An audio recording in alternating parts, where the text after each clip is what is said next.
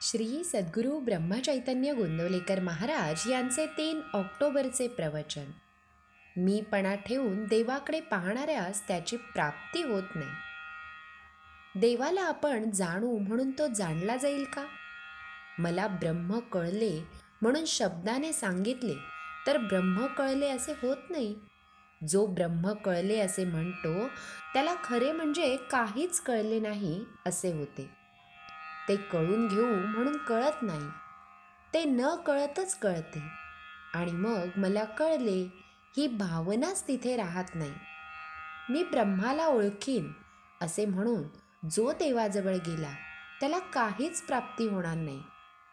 मीपणाने जो देवाला पाहू जातो त्याला देवाची प्राप्ती होत नाही.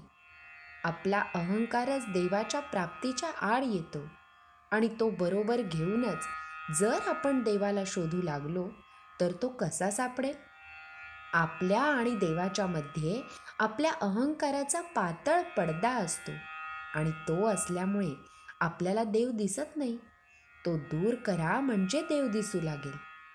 व्यापार चांगला चालला नाही म्हणजे मग विचारायला येता की तुम्ही व्यापार करायला सांगितला पण चांगला चालत नाही. पण त्याचबरोबर नामस्मरण करायला सांगितले होते आणि ते करीत नाही हे मात्र सांगायचे नाही. नामस्मरण केल्याने व्यापारात बिघाड येईल का? तुम्ही म्हणाल की आमच्या संसारात तुम्ही बिघाड करायला सांगता, परंतु मी बिघाड करायला सांगत नसून माझ्या सांगण्यावरून तुम्ही नामस्मरण केले तर उलट तो चांगलाच होईल. काळजी न करता संसार करा. रामाला जे करायचे ते तुम्ही काही केले तरी करायला तो चुकत नाही.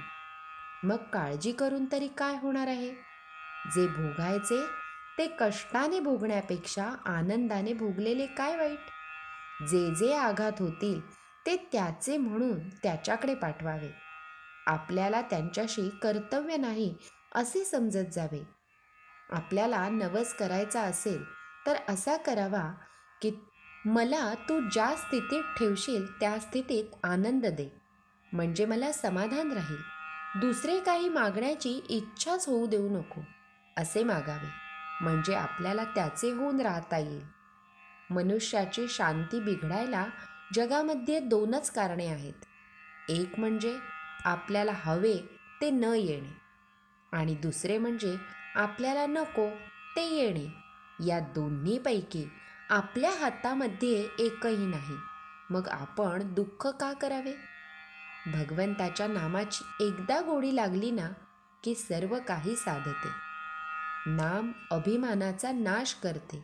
नामाने हवे नकोपणाची बुद्धी होत नाही. साधू संतांनी आवर्जून सांगितलेले हेच नाम तुम्ही सतत घेऊन समाधानाचा शाश्वत ठेवा मिळवा. श्रीराम समर्थ. भगवंताजवळ असे काही मागा की पुन्हा दुसरे काही हवेसेच वाटणार नाही. श्री सद्गुरू ब्रह्मचैतन्य गोंदवलेकर महाराज की जय.